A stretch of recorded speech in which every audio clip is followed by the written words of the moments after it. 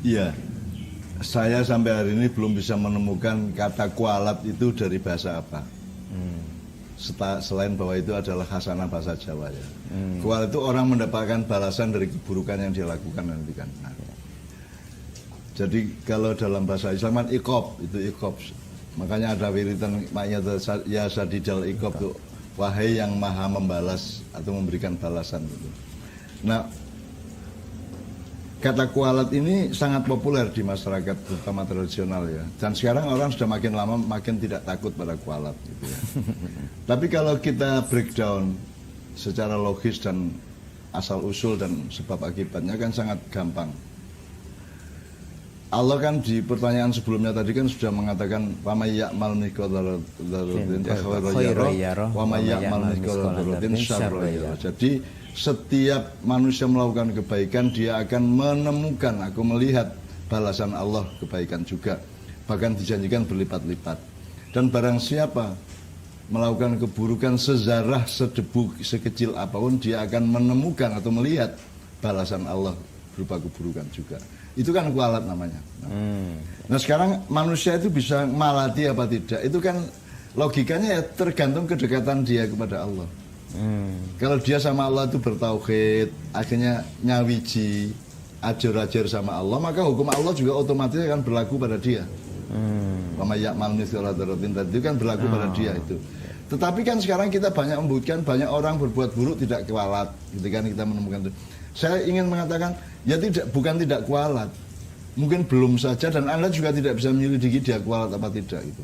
Kalau saya sangat yakin, saya itu banyak difitnah di medsos, saya dibully di medsos ya, netizen banyak yang benci saya. Terus bahkan saya itu tidak pernah bikin tayangan dipotong-potong, diedit, dijadikan tayangan saya. Itu kan dzarratin syarron ya, syarron yarah kan gitu kan. Jadi saya juga mengalami seperti itu. Terus kadang-kadang saya bertanya, kualat pora ya bocah ya.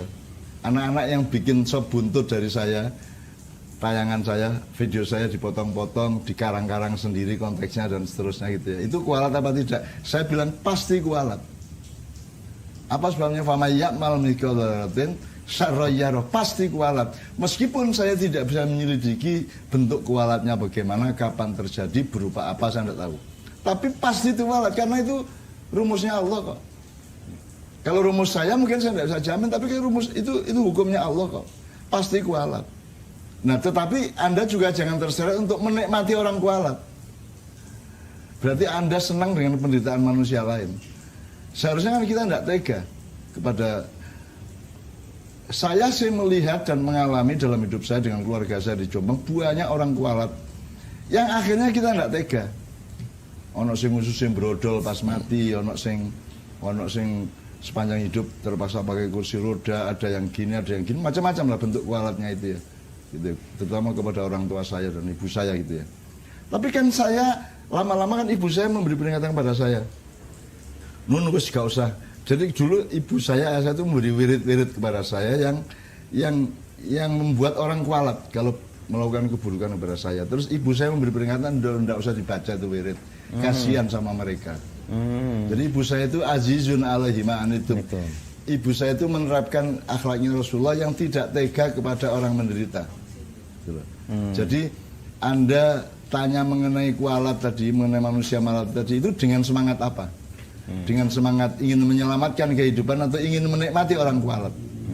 Kalau Anda ingin punya kepuasan dan modar gue ya, mampus lu ya, kapok tagak kan ya gitu ya, jongor kon, nek cara Jombang jongor kon ya gitu ya.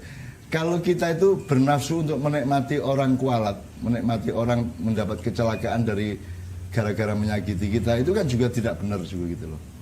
Kita tetap harus penuh kasih sayang kepada makhluk Allah semuanya. Makanya sifat Rasulullah yang utama menurut Allah adalah azizun alaihi ma'anitum. Ya, hatinya berat kalau melihat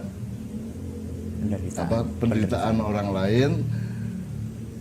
Terus harisun alaikum bil mu'minina raufur rahim, dan kepada sesama orang yang bertuhan yang mempercayai Allah itu dia hatinya penuh iba dan kasih sayang kan itu. Raufur rahim kan itu. Jadi kalau bisa tetap kita terapkan itu. Jadi kita itu kita kualat itu tidak dengan semangat ingin melihat dia menderita. Gitu ya. Minimum dengan semangat bahwa Allah itu punya hukum loh. Allah itu punya sebab akibat loh, punya rumus loh. Punya keadilan. Punya keadilan loh ya gitu ya.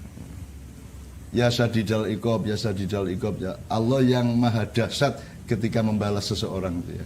Itu bukan dalam rangka kita menikmati orang menderita. Itu tidak bagus juga tuh, tidak bagus juga tuh loh. Jadi kalau bisa kita kasihan sama mereka. Makanya saya kan selama berpuluh-puluh tahun isinya jane mesake uang loh. Orang memfitnah saya luar biasa 50 tahun namanya.